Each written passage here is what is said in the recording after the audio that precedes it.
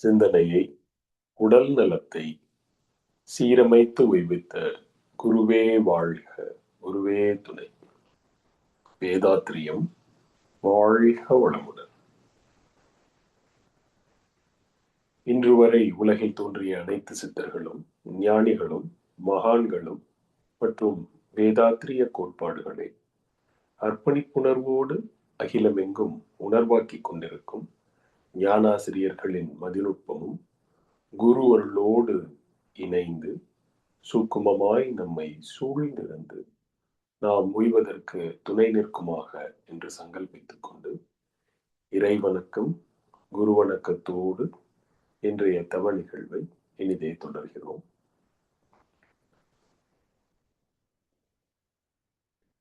இறைவணக்கம் பாட அருள்நிதி ஆனந்த் வெங்கடேசன் ஐயா அவர்களையும், குரு வணக்கம் பாட அருள்நிதி சூர்யா ஜெயமணி அம்மா அவர்களையும் அன்புடன் அழைத்தது. குரு வாழ்க, குருவே துணை. வேதாத்திரியம் வாழ்க வளமுடன். இறைவணக்கம். அழுத்தமெனும் உந்தாற்றல் ஒன்றை கொண்டே அணுமுதலாய் அண்ட கோடி அனைத்தும் ஆக்கி வழுத்துமோர் அறிவு முதல் ஐந்தும் ஆறும் வகை வகையாம் உயிரினங்கள் தோற்றுவித்து முழு திறன் உடன் காத்து முடிக்கும் மேலாம் முழுமுதற் பொருளே நம் அறிவாய் ஆற்றும் பழுத்த நிலை வரும் வரையில் நீ நான் என்போம். பழுத்த நிலை வரும் வரையில் நீ நான் என்போம். பதமடைந்தோம் ஒன்றானோம் பரமானந்தம். பதமடைந்தோம் ஒன்றானோம் பரமானந்தம். வாழ்க வளமுடன். வாழ்க வளமுடன். குரு வணக்கம். அண்டமதில் உருவெடுத்து அறிவை பெற்று அவ்வறிவு ஒன்று முதல் ஆறதாகி கொண்டமிலாம் இவ்வுருவில் குறிப்பில்லாமல் கோடான கோடி எண்ணி அனுபவித்து கண்டபலன் என எறிய நினைந்தேனப்போ கருத்துணர்த்தி கருவாம் ஞான குண்டலனி எனும் என் மெய்யுணர்வெழுப்பி குறித்து என்னை அறிவித்த குருவே அன்பே. குருவே அன்பே. வாழ்க வளமுடன். நன்றிகளை.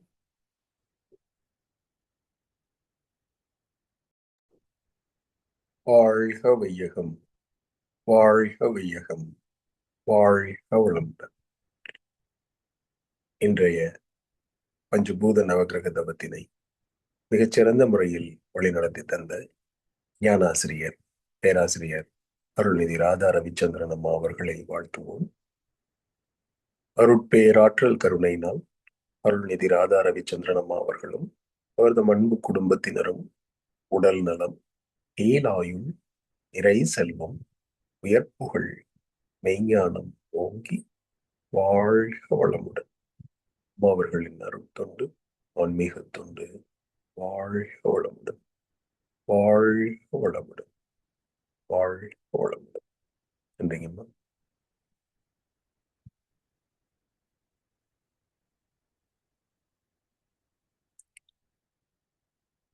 தவத்தினை தொடர்ந்து இன்று ஐயம் தெளிதல் நிகழ்வு. ஐயம் தெளிதல் நிகழ்வினை வழிநடத்தி தர நம் ஞானாசிரியர் மூத்த பேராசிரியர் அருள்நிதி பழனிசாமி வெளிச்சாமி ஐயா அவர்களை அன்புடன் அழைத்தமையில் வாழ்க வளமுடன் ஐயா. வாழ்க வளமுடன் ஐயா. வாழ்க. இந்த வாரத்தில் பகிர்ந்து கொண்ட ஞான களஞ்சிய கவிகளில் ஐயம் ஏதும் இருந்தாலும் அல்லது பொதுவாக மனவளக்கலை சார்ந்த ஐயம் ஏதும் இருந்தாலும் அன்பர்கள் கேள்விகளை கேட்கலாம். வாழ்க வளமுடன்.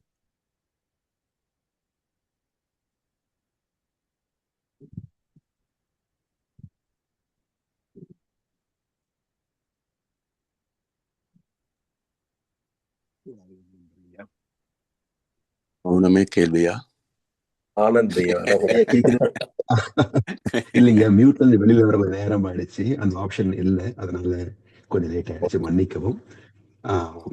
சாந்தி சுந்தரம் அம்மாவும் வச்சிருக்காங்க. பட் ஒரு கேள்வி மட்டும் குயிக்கா கேட்டுறாங்க ஐயா. இது நேத்து நடந்த கவி, அது பிரபஞ்சமே அது கொடுத்த மாதிரிங்க. இந்த வள்ளலாருடைய இது பார்த்தோம் இல்லைங்களா நேத்து. கடந்த 2 வாரமா கொஞ்சம் மன உளைச்சல் எனக்கு கொஞ்சம் அதிகமா இருந்துச்சுங்க ஐயா. அதுக்கு காரணம் வந்துட்டு ஒரு அறியாமை. அதற்குதான் இந்த தெளிவு கேட்கிறேன். அதாவது இப்போ நான் வந்துட்டு லெட்ஸே ஒரு சூழ்நிலை இருக்குன்னு வச்சுக்கோங்களேன். அந்த சூழ்நிலை எப்படின்னா, ஒரு பெரியவர் இருக்கிறாரு.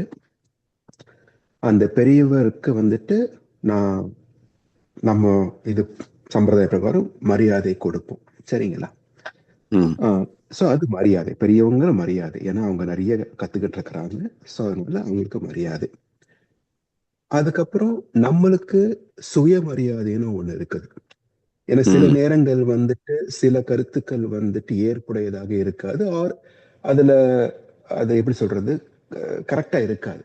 ஸோ அதனால நம்ம நிறைய நேரம் பொறுத்துக்கலாம். பட் சில நேரம் நம்மளே அறியாம நம்ம சுயமரியாதை கருதி நம்ம ஒரு கருத்தை பகிர்ந்துப்போம், சரிங்களா? மரியாதை இருக்கு, சுயமரியாதை இருக்கு, அப்புறம் அதே மாதிரி பாத்தீங்கன்னா அகங்காரம்னு ஒன்று இருக்குது. பட் இது எல்லாத்துக்கும் ஒரு ஃபைன் லைன் தானுங்கய்யா. ஆனா அந்த லைனை எப்படி போடுறது, அது எப்படி கரெக்டா ஃபாலோ பண்ணா நீங்க டெய்லி சொல்ற மாதிரி நம் கடமை அறவாழ்வின் நாட்டத்தை சிறக்கட்டும் சொல்வீங்க, இந்த ஒழுக்கம் வருது இல்லைங்களா? அந்த ஃபைன் லைனை கண்டுபிடிக்கிறது எப்படிங்கய்யா? ஏன்னா எனக்கு எது கரெக்ட் எது தப்புன்னு தெரியல. ஏன்னா அமைதியா இருந்தா எல்லாரும் ஏறி மிதிக்கிறாங்க, பேசினா அகங்காரம் இருக்குங்கிறாங்க. இதை எப்படி எடுத்துக்கிறதுங்கய்யா, எப்படி அணுகிறது? இதுதான் என்னுடைய கேள்வி. அதாவது உலகம் 1000 சொல்லட்டுமே, உனக்கு நீதான் நீதிபதி.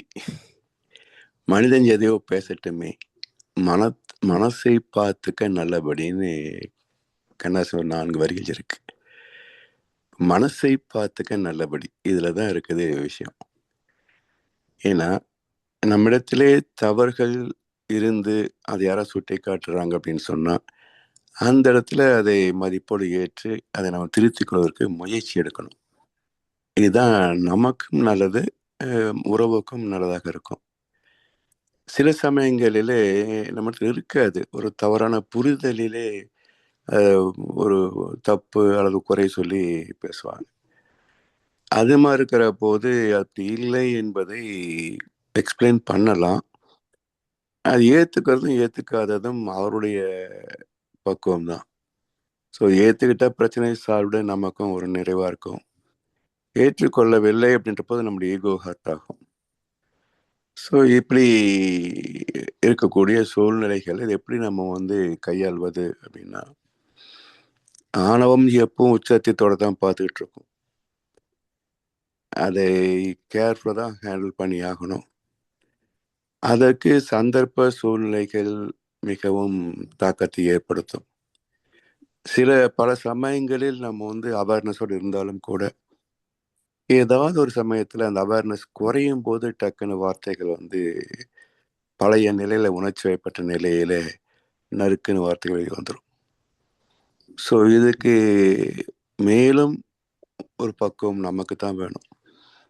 ஏன்னா அந்த இடத்துல அப்படி ஒரு வார்த்தையை சொல்லணும்னு தோன்ற போது சொன்னா மற்றவங்க மனசு என்ன வருத்தப்படும் அப்படின்ட்டு யோசிச்சு பார்த்தோம்னு சொன்னா இது சொல்வதனாலையும் பயன் இல்லை,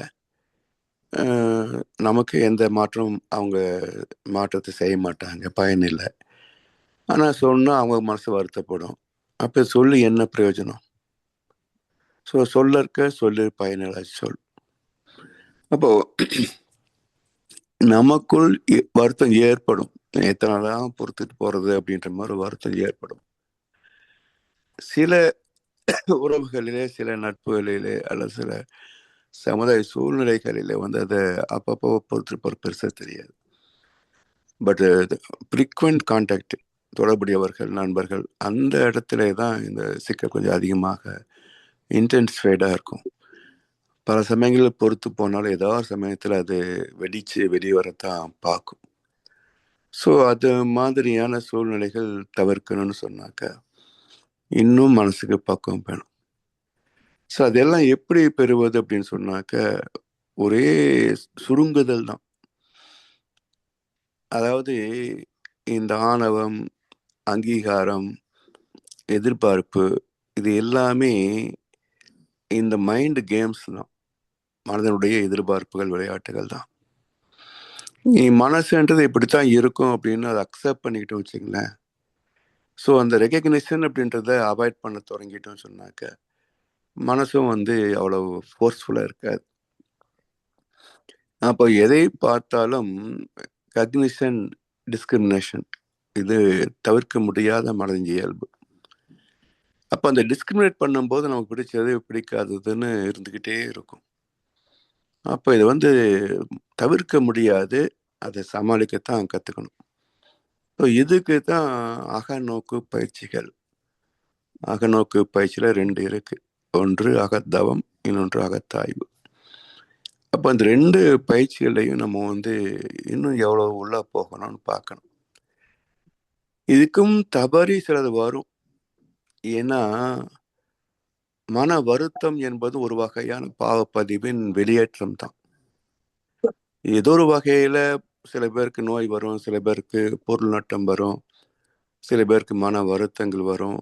இப்படி எல்லாமே அந்த வினை பதிவுகளின் தாக்கத்தால் வெளிப்படக்கூடிய அந்த பதிவுகள் வெளிப்படுகின்ற போது ஏற்படக்கூடிய துன்பங்கள் அல்லது பிரச்சனைகள் தான். அப்போ அதை நாம ஏற்றுக்கொள்வதற்கு இன்னும் கொஞ்சம் தவத்தில், தத்துவத்தில் ஆழ்ந்து போகணும். கடைசி கட்டம் என்னன்னு பார்த்தீங்கன்னா, நான் எனது ஆத்மான்னு வந்து நிற்கும். எவ்வளோ சுருங்குறோம் அப்படின்னா, கடைசி சுருக்கம் வந்து இந்த உடம்பு, இந்த ஆத்மா. ஸோ இருப்பதனால இந்த தேவைகள், இருப்பதனால இந்த உறவு, அதனோட பிஹேவியரல் சயின்ஸ், இது எல்லாமே தேவைப்படுது. இருக்கிற வரைக்கும் தானே. போயிட்டா ஒன்றும் தேவையில்லை. போன பிறகு என்ன அர்த்தம் இங்கே? இப்போ நமக்கு பிடிக்கல ஒன்று செய்கிறாங்க, அதை பார்க்கறதுனால எனக்கு பிடிக்கல. ஒருவேளை நான் பார்க்க வெளியே எங்கேயா போயிருந்தா இது எனக்கு அது நடந்தா இருக்கும், பட் எனக்கு தெரியாது. அப்போ எல்லா சிக்கல்களும் எங்கே வருதுன்னு பார்த்தீங்கன்னா, அந்த மனம் ஒன்றை பார்க்கின்ற போது, கணிக்கின்ற போது ஏற்படக்கூடிய அந்த பேதங்கள், பிடித்தது பிடிக்காது, இதில் தான் வந்து நிற்கும். அதனால் மனம் தவிர்க்க முடியாது. ஆனால் அது கையாளக்கூடிய நுட்பங்கள் தான் பயிற்சியாக தவம், தெளிவுக்கு விளக்கம். ஸோ இந்த அகத்தவம், அகத்தாய்வு என்பது நமக்கு 2 கண்கள் மாதிரி. இது எந்த அளவுக்கு நாம் தேர்ச்சி பெறுகிறோமோ அந்த அளவுக்கு எதையுமே நாம் ஏற்றுக்கொள்ள முடியும்.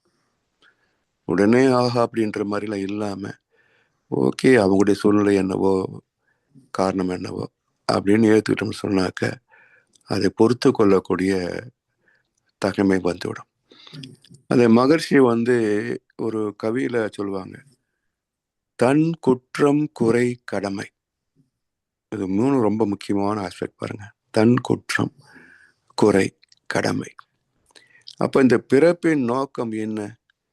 இதெல்லாம் கழுவி சுத்தப்படுத்திட்டு போகத்தான் வந்திருக்கிறோம். ஸோ தன் குற்றம் குறை கடமை தன்னுள் ஆய்ந்து தான் கண்டு தன்னை திருத்தும் தகைமை. அது வந்துவிட்டால் ஏன் குற்றம் பிறர் மீது சுமத்தக்கூடும்? ஏதேனும் கண்டாலும் மன்னித்தல மேன்மைக்கு மனம் உயரும். பிறர் தவற்றால் மிக வருத்தம் துன்பம் அது வந்த போதும் நன்மைக்கு ஐயாம் செய்த பாவம் போச்சு. நான் கண்ட உண்மை இது, நலமே செய்க அப்படின்னு ஒரு கவியில சொல்வார். அப்படி நம்முடைய குற்றம் குறை கடமை இதை பார்த்து திருத்துவது தானே. அப்போ இன்னும் சுருக்கமா சொல்லப்போனா ஒரு இழிச்சுவாய்த்தனமான வாழ்க்கை தான் அதுதான் நம்முடைய சாதாரண சொல்லக்கூடிய வார்த்தை அதுதான். ஸோ எவ்வளவுதான் மோல்ட் ஆகுறது அப்படின்னு எல்லாம் யோசிக்க கூடாது. எடுப்பார் கைப்பொல்லையாக இருந்துட்டு போனா எந்த பிரச்சனையுமே இல்லை. ஸோ இது ஒரு மாதிரியான பக்குவம் தான். எதையுமே கண்டுக்காம சரி அவங்க என்ன நினைச்சா நமக்கு என்ன அப்படின்னு குறை இருந்தால் மட்டுமே திருத்திக்கணும், குறை இல்லை என்று சொன்னால் அலட்சியப்படுத்துவது. இப்படிதான் வாழ்க்கையை நடத்தி ஆகணும்.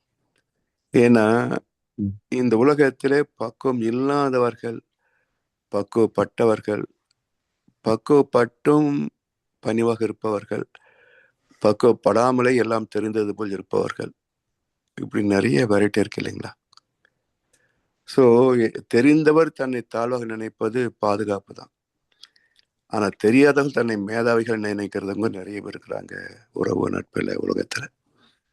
நாங்களாம் அப்படித்தான் சொல்லுவாங்க, ஒன்றும் ஏற்றுக்கவே மாட்டேன். இப்போ என்ன பண்ண முடியும்? அவங்க அப்படித்தான் ஏற்றுக்கொள்வது நம்முடைய பக்குவம். ஸோ இந்த வாழ்க்கை என்பது நம்மை பக்குவப்படுத்துவதற்காகவே. அப்போ அதில் இதுவும் ஒரு அங்கம் என்று அதை ஏற்றுக்கொள்ளக்கூடிய நிலைக்கு வந்துட்டோம்னு சொன்னான் ஒரு பிரச்சனை இருக்காதுங்க. ஏன்னா நம்ம அலுவலகத்துல வெளியெல்லாம் பார்க்கிறோம், சில சமயம் நம்ம செய்யாத தவறுக்கு கூட தண்டனைகள் வரும் இல்லையா? அப்போ வினை பதிவு தான் காரணம், இல்லாம எப்படி நமக்கு வரும்? அதனால எதுவுமே இல்லாதது வருவது இல்லை. ஸோ நமக்கு தெரியாம இருக்கலாம், காரண காரியம் நமக்கு தெரியாம இருக்கலாம், ஆனா காரணம் இல்லாமல் ஒரு காரியம் நடக்காதுங்க. எல்லாத்துக்கும் பின்புலம் ஒன்று இருக்கும். அதனால எதையும் மாற்றுவது ரொம்ப கஷ்டங்கய்யா. வீட்டிலே ஆகட்டும் உலகத்தில் ஆகட்டும் எதையும் நான் மாற்ற முடியாது. நம்மை தான் மாற்றிக்கொள்வது ஒரு குழந்தை மாதிரி. அதாவது கண்ணதாசன் அழகா சொல்லுவார், குழந்தையாய் மனிதன் இருந்து விட்டால் குழப்பமும் மயக்கமும் உலகில் இல்லை, வளர்ந்த மனிதன் ஆசைகளால் வாழும் வழிகளில் நேர்மை இல்லைன்னு சொல்லுவார். அப்ப அந்த குழந்தை அப்படின்றது என்ன அப்படின்னா உருவம் அல்ல, மனப்பக்குவம். இன்னொரு பிறவி நான் எடுத்தால் இறைவா என்றும் குழந்தையாய் வாழ விடும்பார். அப்ப என்றும் குழந்தையாய் அப்படின்னாக்க குழந்தைக்கு பேதம் தெரியாது இல்லையா? குழந்தை மனம் தெய்வ மனம் சொல்லுவாங்க, அதுக்கு பேதம் தெரியாது. அது போல போற்றலுக்கும் தூற்றலுக்கும் வாழ்த்துக்களை கூறி மறை விளக்கும் உயர் வாழ்வை மதித்து ஒழுக்கம் காத்து மனையறத்தின் ஒளி விளக்காய் வளம்போங்கி வாழ்க. எல்லாம் நமக்கு தங்கே வரும், யாரும் ஒன்றும் பண்ண முடியாது. ஸோ இது தவிர்த்து ஒரு வாழ்க்கை சாத்தியமா பாருங்களேன், அதுவும் சாத்தியமே இல்லை. நம்முடைய தேவைகளுக்கு மற்றவங்களை சார்ந்துதான் வாழ்ந்தாக்கணும். அப்போ எல்லாரும் திருத்திட்டு இருக்க முடியுமா? அதை விட எளிது என்ன? நம்மை நாம் இலகி கொள்வது தான். ஒரு மெழுகு பொம்மை மாதிரி யார் யார் எப்படி பிடிக்கிறாங்களோ பிடிச்சிட்டு போகட்டும், அவ்வளவுதானே. ஸோ இந்த பக்குவத்துக்காகத்தான் அற வாழ்க்கை அப்படின்றது நம்மளால யாருக்கும் துன்பம் வரக்கூடாது என்பதுதான் ஒழுக்கம் கடமை ஈகை. அப்போ ஒழுக்கத்துக்கு எண்ணம் சொல் செயலால தனக்கோ பிறருக்கோ தற்காலத்திலேயோ பிற்காலத்திலேயோ உடலுக்கோ மனதுக்கோ நன்மையே தரக்கூடியது. அப்ப நன்மையே தரக்கூடிய பக்குவத்தை பெறுவது என்று சொன்னார், அதுதான் ஆன்மீகத்துடைய பயன்பாடு. எந்த அளவுக்கு நம்ம இந்த பயிற்சிகளிலே தத்துவத்திலே ஆழ்ந்து போகிறோமோ அந்த அளவுக்கு நிச்சயமாக மாற்றங்கள் நிகழும். நீங்க 40 வயசுல இல்ல நம்ம பயிற்சி வரக்கு முன்னாடி இருந்த மனோநிலைகள், நம்முடைய குணாம்சங்கள், பழகின்ற விதம், பயிற்சிகள் செய்ய இன்றைக்கு நாம் இருக்கக்கூடிய நிலைகள் கவனிச்சு பாருங்க, எவ்வளவு மாற்றங்கள் இருக்கும். அப்போ இதனால் நாம் பெற்றது என்ன? ஒன்றும் இல்லை, ஒரு நிம்மதி, அவ்வளவுதான். தேவையில்லாம மனப்புழுக்கத்துல புழுங்கி போறதை விட சரி விடு என்று போவது நமக்கு ஒரு பிபியை குறைக்கும், டென்ஷனை குறைக்கும், மன வருத்தத்தை குறைக்கும். அதனால இந்த உலகம் இப்படித்தான் இருக்கும், நாம தான் எதுவுமே கண்டுகொள்ளாம வாழ்ந்து பழகணும். அதுக்கு தான் சொல்லுவோம்னா, இருந்தும் இல்லாமல் இரு, செத்தாரை போலே திரி என்பார்கள். ஸோ வாழ்க்கை அப்படித்தான் படைக்கணுங்க. அதுக்குத்தான் ஆன்மீகம், அதுக்குத்தான் ஆன்மீகம். அது மகர்ஷி தந்திருக்கக்கூடிய தத்துவங்கள், பயிற்சிகள் எல்லாம் நாம என்ன புண்ணியம் செய்தோமோ இங்க வந்து சேர்ந்தோன்னு தான் தோணும். இல்லைன்னு வச்சுங்களேன், எத்தனை பிரச்சனை உருவாக்கி இருப்போம், எத்தனை வகையான நோய்களிலே பாதிக்கப்பட்டு இருப்போம் இல்லையா? அப்ப அதெல்லாம் இல்லாம நமக்கு ஒரு நிம்மதியான வாழ்க்கை வந்திருக்கிறது என்று சொன்னால் அது இந்த பயிற்சி செய்ததுனால தானே. அதனால யாரையும் கேர் பண்ணிக்க வேண்டாங்க. என்னவோ பேசுறாங்க, என்னவோ செய்யறாங்க, அப்படியே ஜஸ்ட் சாட்சி பாவனையா பார்த்துட்டு போக வேண்டியதுதான் இல்லைங்களா? Anandaya, you have to say that whether you are agreed with him or not. No, I do. No, கண்டிப்பாங்க. வேற வழி இல்லைங்கய்யா, அவர் என்ன செய்ய I got a supplementary question. நீங்க சொல்றதா, but sometimes it's very difficult to handle in the life. That is only the problem. வாழ்க்கையில் இருக்க சிக்கலே அதுதான். சம்டைம்ஸ்ங்கிறதுதான் இந்த சம்டைம். ஏன்னா ஆல்வேஸ் கிடையாதுங்க, சம்டைம்ஸ் தான் வரும். சில நிகழ்ச்சிகள் என்பது எப்பவுமே நிகழ்ந்துகிட்டு இருக்கிறது இல்லையே. இன்னைக்கு ஒரு நாள், எப்பாவது ஒரு நாள் யாராவது ஒருத்தர் இப்படித்தானே வருது. ஸோ அந்த இடத்துல அவேர்னஸ் இருக்கிறதுக்கு தான் நம்ம பயிற்சி வந்து ரொம்ப யூஸ்ஃபுல்லா இருக்கும். இல்ல ஆனந்தையா சொன்ன மாதிரி வந்து நேத்திக்கு அந்த கடைசிய வள்ளலாருடைய கவி பாத்தீங்கன்னா, இந்த 2 weeks போட்ட சண்டைகள், குழப்பங்கள் எல்லாம் தீர்ந்த மாதிரிதான் எனக்கு தோணுச்சு. பட் இப்படியே போனோம்னா நம்ம நீங்க சொல்றது ஓகே, அகத்தவம் அகத்தாய்வு, handling situation, everything will try to handle it. But சில நேரத்தில் தவிர்க்க முடியாத நேரத்தில் சில இது முடியாம போகுதுன்னு எனக்கு தோணுது. அது வந்து நம்முடைய மெச்சூரிட்டி இன்னும் கொஞ்சம் குறைச்சல் அப்படிங்கிறது தான் காட்டுங்க. அதுதான் பார்க்கணும். ஏன்னா எதையுமே எந்த சிச்சுவேஷனும் மாற்ற முடியாது பாருங்க. I agree. We cannot change the world. ஆமா, change ourselves. ஆமா. அது வாழ்க்கைகள் உண்டுங்க. இந்த மாதிரி சூழல்லைங்க என்னுடைய அனுபவம் என்னன்னா, எந்த உறவுகளோட தொடர்பும் இல்லை, எந்த பொருளோட தொடர்பும் இல்லை, எந்த நிகழ்வோட தொடர்புகளோடையும் நம்ம மனம் வந்து நமக்கே தெரியாம ஒரு கோலை ஃபிக்ஸ் பண்ணி வச்சிருக்கோங்க. ஆமா, அந்த கோலை வந்து அந்த கோலை வந்து நம்ம கொஞ்சம் தளர்வா வச்சுக்கிட்டோம்னா நம்மளுக்கு எக்ஸ்பெக்டேஷன் கம்மியா. ஆமா, அதுதான் கீங்க. அதை கொஞ்சம் இலகுவா வச்சுக்கிட்டோம்னா சரி போயிட்டு போறாங்க அப்படின்ற மாதிரி மனம் ஈஸியா விட்டுரும். அதுல ரொம்ப பிடிப்பா இருந்துகிட்டு நம்ம எதையோ ஒன்று அச்சீவ் பண்ண போறோம்ன்ற மாதிரி மைண்ட்ல எதையாவது ஃபிக்ஸ் பண்ணி வச்சிருந்தோம்னா அதுதான் வந்து அதுக்கு பதில் கொடுக்க ட்ரை பண்ணிட்டே இருக்கும் ஆக்சுவலா. ஆமா, அதுதான் சாமி என்ன சொல்லுவாங்கன்னா, ஏதாவது நமக்கு பொருந்தாத கருத்துக்கள், செயல்பாடுகள், நிகழ்ச்சிகள், மனிதர்கள் இதை பார்க்கிற போது மௌனத்தின் சிறந்த மௌனம் எதுன்னு சொன்னா, பதிலுக்கு எதையாவது சொல்லணும் நாக்கு துடிக்கிற போது வாயை மூடி இருக்கிற மௌனம் தான் உலகத்திலே சிறந்த மௌனம் முடிப்பார்.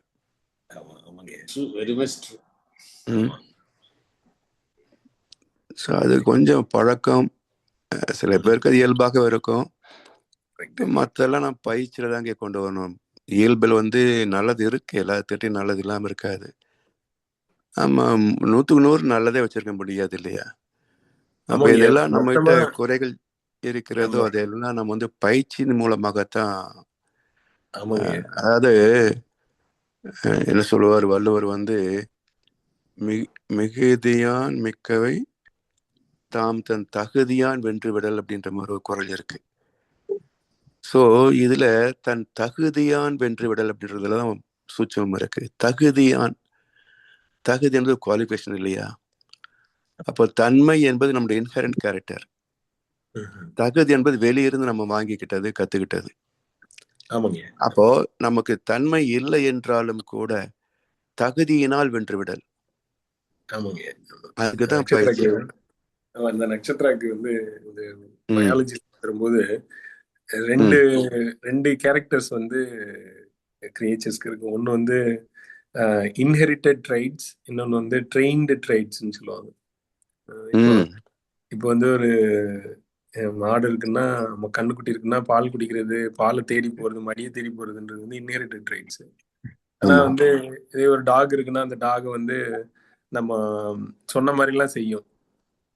அது வந்து ட்ரெயின்டு ட்ரைட்ஸ். அதே மாதிரி இப்ப ஐயா சொல்ற மாதிரி நம்மளோட இயல்பு வந்து எப்பயுமே வந்து உணர்ச்சி அறிவை வெல்றதுதான் இயல்பு. ஆனா எந்த இடத்துல வந்து அறிவை கொண்டு உணர்ச்சிகளை வெல்றோம் அப்படின்றதுதான் உயர்வு. அதுக்கேற்ற மாதிரி அதை வந்து ஒரு ட்ரெயின்டு ட்ரைட்ஸா நம்ம கிரியேட் பண்ணிக்கணும். Long way to go. But அதே நேரத்துல வந்து அதுதான் ஒரே வழியா தெரியுது.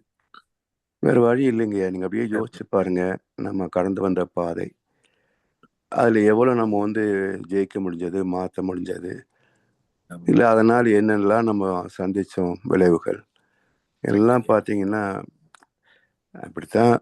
ஸோ இதுல என்னன்னா கடைசியாக விரக்தி என்னன்னா, நமக்குன்னு என்ன அது யோசிச்சு பாருங்க. ஒண்ணுமே கிடையாது, ஒண்ணுமே கிடையாது. அப்ப இந்த வாழ்க்கை என்பது என்ன அப்படின்னா பிறருக்கே தான். நன்றிங்க சாந்தி சுந்தரம். அதனால அது புரிகிற போதுதான் நமக்கு இந்த பற்றுதல் மொத்தமா போயிடுங்க. பற்றுதல் அப்படின்றது எந்த உறவு பொருள் எதுவுமே ஒரு பற்றுதல் இல்லாம இருக்குது, பயன்படுத்துறோம், அவ்வளவுதான். போகுதா இல்லையா, போகட்டும் போ. ஸோ அப்படி ஒரு நிலைக்கு மனநிலைக்கு வரணும்னு சொன்னா நிறைய தேவைங்க. அவ்வளோ ஈஸியாக ஒன்றும் வந்துடாது. பேசலாம், படிக்கலாம், கேட்கலாமே தவிர ப்ராக்டிக்கல் லைஃப்ல வந்து இதை அப்ளை பண்ணி சக்ஸஸ் ஆகிறது எவ்வளவு கஷ்டமான வேலை தெரியுங்களா? இல்லையா? அதுவும் நீங்க தன்மை இருந்து விட்டா பிரச்சனையே இல்லை, அது தெரியாது, அப்படி இயல்பே அப்படித்தான். ஆனா இந்த தகுதின்னு கத்துக்கிட்டோம் பாருங்க, இந்த கற்றுக்கொண்ட விளக்கத்திற்கும் நம்முடைய தன்மைக்கும் இடையில இருக்கக்கூடிய ஒரு குருச்சேத்திரம். இந்த போராட்டம் நமக்கு சலிப்பே வந்து என்னடா வாழ்க்கை போ சேர்ந்தா போய் என்ன இருக்கு அப்படிலாம் வரும். ஸோ அதனால லைஃப்ன்ற ஒரு பெருசா ஒன்றும் இல்லைங்க. சும்மா நாமே நிறைய என்ன சொல்லுவேன், எக்ஸ்பெக்டேஷன், எதிர்பார்ப்புகளை வச்சுக்கிட்டு இப்படி இருந்தா அப்படி இருந்தா சூப்பர் நினைச்சுக்கிட்டு இருக்கிறோம். ஒன்றும் இல்லை. அதே மாதிரி அந்த தொடர்பு, அந்த நபரோட தொடர்பு கொள்ளும் போதுங்கய்யா, அவங்க கிட்ட இருந்து ஏதாவது ஒரு சான்றிதழ் எதிர்பார்த்துட்டே இருக்கும் மனசு. நம்மளோட இயல்பு நிக்காம மனசு என்ன பண்ணும்னா, அவங்க நம்மள வந்து நல்லபடியா சொல்லணும் அப்படின்ற மாதிரி ஒரு எதிர்பார்ப்புல இருக்கிறதுனாலதான் இந்த குறைகள் வரும். அத கொஞ்சம் லைட்டா வச்சுக்கிட்டோம்னா சொல்லிட்டு போறாங்களே அப்படின்னு. அதாவது அந்த எதிர்பார்ப்பை எதிர்பார்த்தா மென்டலா ஆயிரும் ஒரு ஸ்டேஜ்ல. ஏன்னா எத்தனையோ செய்திருப்போம், இவ்வளவு செய்தீங்களே அப்படின்ற ஒரு அங்கீகாரம் வந்து பல பேர்கிட்ட இருந்து கிடைக்காது. அதுவும் சமுதாயத்துல சுத்தமா கிடைக்காது. அவங்களுக்கு என்ன, அவங்க இதுலதான் இருப்பாங்க. அடுத்தவங்களுடைய அந்த எஃபர்ட்ஸ்க்கு வந்து அது மதிப்பு தர மாட்டாங்க. இப்போ வந்து என்னுடைய மைண்ட்ல டிஃபால்ட் ஓடிட்டு இருக்குது என்னன்னா, இந்த ஞானக்கலைஞர் எல்லாம் பண்ணியாச்சு. இப்போ இது நம்முடைய நிர்வாகம் எடுத்து அதை செயல்படுத்திக்குவாங்களா? யார் கொடுத்தேன், அவங்க இன்னொரு 2 பேர்த்து கொடுத்துருக்குறாங்க. இந்த ஐயா சொல்லி நிர்வாகம் கேட்குமா அப்படின்லாம் பாக்குற போது எங்க போய் நிக்குமோ தெரியலையே தான் இருக்கு. சரி என்னவோ ஆகட்டும், நமக்கு பொழுது போகுது அப்படின்ற ஒரு நிலையில அதையும் சரி செய்வோம். நம்ம தெரிஞ்சு விட்ட ஒரு காப்பி கொடுத்து வைப்போம். பயனான ஆகட்டும், இல்லை திருக்குறள் பயனாகாத மாதிரி இதுவும் என்னவோ ஆகிட்டு போட்டணும். இப்போ திருக்குறள் வர கஷ்டப்பட்டு எழுப்பார் வள்ளுவர் இல்லையா? அதனுடைய பயன்பாடு இத்தனை வருஷம் ஆச்சா, என்ன மக்கள் வாழ்க்கையில பின்பற்றிட்டாங்க? இல்லையா? ஆமாங்க. 2 மார்க்குக்கு தானே யூஸ் ஆகுது திருக்குறள். இல்லை ஏதாவது பெருமை, இப்போ ஏதாவது திருக்குறள் வந்து வினாடி வினா மாதிரி கேட்பாங்க, அர்த்தத்தையே கேட்குறாங்க. எப்படி வாழ்க்கைக்கு அது பயனாதுன்னு எக்ஸ்பிளேஷன் கேட்குறாங்க. ஏதோ இந்த குறள் எங்கே இருக்குது, இந்த வார்த்தை எதில் இருக்குது, இப்படித்தானே கேட்க போகிறாங்க. அப்போ வள்ளுவருடைய குறளே பயனாகாத போது நாம் பண்ணுறது என்னங்கய்யா? ஸோ அப்படி நம்ம சமாதானப்படுத்திக்கிட்டு, ஆனால் வேலை நிற்க வர்றதில்லை. இன்னும் கொஞ்சம் இருக்கு செகண்ட் பார்ட்டில். ஓகே. அதான். ஆனா இப்படி பார்க்கும்போதுங்க, இது எப்படி பாக்குறேங்க நான், ஏதாவது எல்லாமே இப்ப ஐயா சொன்ன மாதிரி எல்லாத்துக்குமே ஒரு காரண காரியம் இருக்கும். அந்த காரண அவ்வளோதான். காரியத்தினாலதான் இன்னைக்கு இந்த மொழிபெயர்ப்பு நிகழ்ந்திருக்கு. அதே இந்த தான் இயக்க நான் ஒழுங்குல நினச்சிக்கிட்டேன். அவ்வளோதான் இந்த அவ்வளோதான் இயக்க ஒழுங்குல அது எங்க போய் சேரணுமோ அது ப்ரிசைஸா கொண்டு போய் சேர்க்கும். அவ்வளோதான். பட் இப்போ ஆனா அது இதுக்கு வந்து கிட்டத்தட்ட எவ்வளோ மணி நேரம் செலவாயிருக்கு தெரியுங்களா? ஆமாங்க. ஆமா. கிட்டத்தட்ட 700-800 hours. ஆமா. ஆமா. 2 பாட்டுக்கு எடுத்தோம்னா 700-800 hours பண்ணியிருக்கோம். பட் இது வந்து மற்றவங்க அதே ஆங்கிள மதிப்பாங்களா? சொல்ல முடியாது. சொல்ல முடியாதுங்க. ஸோ எதிர்பார்க்குறது என்னுடைய தவறே தவிர ஆமா. நடக்கலைன்றது வந்து குறை சொல்ல முடியாது இல்லை. ஆமாங்க. ஸோ என்னவோ செய்ய வேண்டியது செஞ்சாச்சு, அவ்வளோதான். அங்கீகாரம் இருக்கோ இல்லையோ, பயன்படுதோ இல்லையோ, அது மாதிரிதான் நம்ம லைஃபே. அப்படித்தான் வந்துட்டோம், வாழ்ந்துட்டு இருக்கோம், பயன்படுதோ இல்லையோ, அவ்வளோதான். ராதாம்மா, உங்களுடைய கருத்துக்களை சொல்லுங்கள்.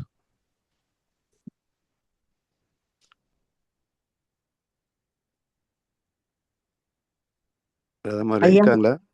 உங்களுடைய கருத்துக்கள் சொல்லுங்கம்மா. நான் சாந்தி சுந்தரம் ஐயா. ராதாம்மா இருக்காங்களான்னு தெரியலைங்கய்யா. சொல்லுங்கம்மா, சொல்லுங்க. ரொம்ப அற்புதமான ஒரு சிறப்பான விளக்கம் கொடுத்தீங்க சற்று முன்பு கேட்ட ஐயாவுக்கு. எனக்கு 2002 நான் மகரிஷிட்ட ஜாயின் பண்ணி தீட்சை வாங்கினேன். இப்பதான் இந்த சமீபமா இந்த ஒரு 3-4 வருடத்துல என்னுடைய தன்மை மாறி இருக்கிறத நான் உணர்கிறேன். எப்படி என்றால், நீங்க அவர் ஐயா சொன்னதையே அப்படியே எடுத்துக்கிட்டா கூட 3 விஷயம் சொல்ல போனா, எதிர்பார்ப்பது தவறு, நான் என்ன செய்வனோ அதையே அவங்களும் சொல்லுவாங்க, அதையே செய்வாங்கங்கிறது அதை விட பெரிய தவறு.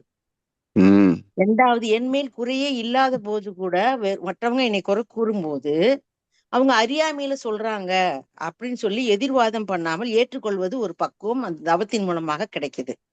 2வது, நான் வந்து ஒரு நிமிஷம் பீட்டா வேவ்ஸ் போயிட்டு நான் ஏதோ ஒண்ணு சொல்லிட்டேன் அவங்க கிட்ட அப்படின்னு சொல்லும் போது, அன்று இரவு நான் அகத்தாய்வு பண்ணும்போது இந்த சூழ்நிலை எனக்கு வரக்கூடாது, இந்த எண்ணம் என்னுடைய மனதில இருந்து கண்டிப்பா வேரோடு எரிஞ்சிடணும்னு மகான்கிட்ட வேண்டிட்டு நான் அகத்தாய்வு பண்றது உண்டு. சரிங்களா? அப்படி பண்ணி தவத்தின் மூலமாக நீங்களே இப்ப நீ எல்லாம் என்னம்மா, நீ என்ன ஒரு பேராசிரியரா அப்படின்னு நீங்க கேட்டுட்டா கூட ஒரு ஃபிராக்ஷன் ஆஃப் செகண்ட் கூட என் மனதில் வேகமோ கோபமோ இல்ல ஏன் இப்படி பண்ணிட்டாங்க சாருன்னு எனக்கு தோன்றது இல்லை. அடுத்த ஃபிராக்ஷன் ஆஃப் செகண்ட்லயே ஐயா வாழ்க வளமுடங்க ஐயா, அம்மால நல்லா இருக்காங்களா, எப்படி இருக்காங்க அப்படின்னு கேட்கும்போது பக்கத்துல இருக்கவங்க என்னம்மா லூசா, இவ்வளவு நேரம் திட்டிட்டு இருந்தாரு, இப்ப போய் அந்த அம்மாவை கேட்டுட்டு இருக்காங்க அப்படின்னு சொல்றப்ப கூட எனக்கு அது ஒரு காயமாகவோ கோபமாகவோ எனக்கு தோன்றது இல்லை. எந்த ஒன்றையும் அப்படியே இயற்கையில் எது கிடைக்குதோ அதை கேட்டுக்குவோம். சில சமயம் நான் அகத்தாய்வில் யோசிப்பது உண்டு. என்னன்னா, தங்கமே எடுத்துக்கோங்க, நாங்க ஆசாரியார் தான், தங்கம் பொன் கடை செய்யறவங்க, தங்கம் செய்யறவங்க, நகையெல்லாம் பண்றவங்க. சோ தங்கம் எப்படி கிடைக்குது, அதை புடம் போட்டால் தானே தங்கமா மாறுது. சோ நாம் வந்து மகரிஷி மூலமாக இறைவன் மூலமாகவும் நம்ம புடம் போட்டு கொண்டிருக்கிறார். இந்த மாதிரி ஒரு வார்த்தைகளை சொன்னா நீ எப்படி ரியாக்ஷன் கொடுக்குற, அப்ப நீ உண்மையிலேயே நீ என்ன நிலையில இருக்குன்னு உன்னை அறிந்து கொள்வதற்காக இப்படி நம்ம சொல்றாங்களா? ஒண்ணும் இல்ல, நீதான் அவங்களை கொன்னுட்ட அப்படின்னு கூட சொல்றாங்கன்னு வைங்க. இல்லையே நான் செய்யவே இல்லையேன்னு ஒரு தடவை சொல்றேன், அவங்க கேட்கல. ஒருவேளை நான் காரணமா கூட இருந்திருக்கலாம், சாரிங்கம்மா, நான் உங்களை மனசு கஷ்டப்படுற மாதிரி நான் நடந்துட்டேனா, இத கால்களா நினைச்சுக்கோங்க அப்படின்னு சொல்லி நான் செய்யாத குற்றத்துக்கு நான் மன்னிப்பு கேட்கும் போது அவங்க முகமும் மாறுது, இந்த பிள்ளைகிட்ட பேசி என்ன செய்ய அப்படின்னு கூட போயிடுறாங்க.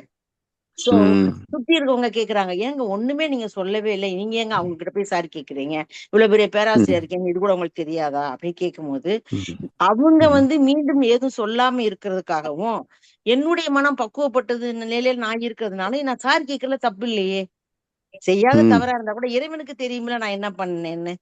சோ இந்த ஒரு மனப்பக்குவம் தவத்தின் மூலமாக, அதாவது ஆழ்நிலை தியானம் அடிக்கடி நம்ம பண்ணிட்டே இருக்கும் போது அப்படியே இந்த துரியம் பண்ணும்போது அதிகமா பண்ண இந்த ஒரு தன்மை நமக்குள்ளாக வந்துட்டே இருக்குங்கய்யா. ரெண்டாவது அநாகதம் தவம் பண்ணும்போது எனக்கு அங்க ஒரு சின்ன துடிப்பு மாதிரி ஒண்ணு தெரிஞ்சுக்கிட்டே இருக்குங்கய்யா. சும்மா சாதாரணமா இப்ப ஏதாவது பேசும்போதோ இல்ல ஏதாவது பண்ணும்போது கூட எனக்கு அந்த இடத்துல ஒரு வைப்ரேஷன் இருந்துகிட்டே இருக்க மாதிரி இருக்கும். சோ எனக்கு இப்ப என்னைய பொறுத்தளவுக்கு ஐயா கேட்ட கேள்வி கரெக்ட், நீங்க சொன்ன பதில் ரொம்ப ஆக்டா இருந்துச்சு. இந்த 3 விஷயம் எதிர்பார்க்க கூடாது, நம்மள மாதிரியே அவங்கள எதிர்பார்க்கறது தப்பு, ஏற்றுக்கொள்ளணும் அல்லது திருத்திக் கொள்ளணும், அவ்வளவுதாங்கய்யா. ரொம்ப அற்புதமா இருந்தது. நான் வேற கொஸ்டின் கேட்கணும்னு நினைச்சிருந்தேன். இன்னைக்கு ஐயா இந்த கேட்ட கொஸ்டினுக்கு நீங்க அற்புதமா பதில் சொல்லிட்டீங்கய்யா. ரொம்ப சந்தோஷம், மகிழ்ச்சிங்கய்யா. நன்றிம்மா. நான் கேட்கணும்னு நினைச்ச கொஸ்டின் வேற ஏதாவது சொல்றீங்களாங்கய்யா நான் கொஸ்டின் கேட்கறதுக்கு முன்னாடி? இல்ல சொல்லுங்க. அதாவதுங்க இப்ப நம்ம கிளாஸ் எடுக்கிறோம், அப்ப அவங்க கேக்குறாங்க, அது வந்திருக்க மக்கள் கேக்குறாங்க, துல்லிய சமதள சீர்மைன்னு சொல்றீங்களே மேடம், அப்ப துல்லிய சமதள சீர்மைனா என்ன? எனக்கு அது புரிஞ்சிடுச்சு. எந்த ஒரு சுழலும் போதும் அதாவது அடர்த்தி குறையான பொருள் மத்தியிலும் அடர்த்தி குறைந்தது வெளியவும் அடர்த்தி அதிகமா இருக்கக்கூடியது உள்புறமா இருக்கும், உள்ள நடு மையத்துல இருக்குங்கிற மாதிரிதான் நான் உணர்ந்திருக்கேன். இது எப்படிங்க நம்ம துல்லிய சமதள சீர்மையை நம்ம அவங்களுக்கு உதாரணத்தோட விளக்குவது? உதாரணம் அப்படின்னா துல்லியம் அர்த்தம் புரியும் எல்லாத்துக்கும் இல்லையா? சமதளம் துல்லியம் எல்லாருக்கும் அர்த்தம் தெரியும், பர்ஃபெக்ட், அதாவது அக்யூரேட் அப்படின்றது எல்லாருக்கும் அர்த்தம் தெரியும். சமதளம் அப்படின்றது மேலோகம் பூலோகம் பாதாளம் சொல்றாங்க இல்லையா? பாதாளம் தளம், தளம்னா பால் தளம், ஒரு பிளாட்ஃபார்ம். இப்ப நம்ம ட்ரெயினுக்கு போனா இந்த தளத்துல வண்டி நிற்கிறது சொல்றாங்க இல்லையா? அது ஒரு தாங்கு தளம் அல்லது நம்ம சந்திக்கக்கூடிய ஒரு ஜங்ஷன் பாயிண்ட் வச்சுக்கோங்க. அது போல பாதாளம் கீழே இருக்கு, மேல்லோகம் மேல இருக்குது, பூலோகம் மத்தியில இருக்கு. அப்போ இது சமதளம், மேலும் இல்லை கீழையும் இல்லை, சமதளம்.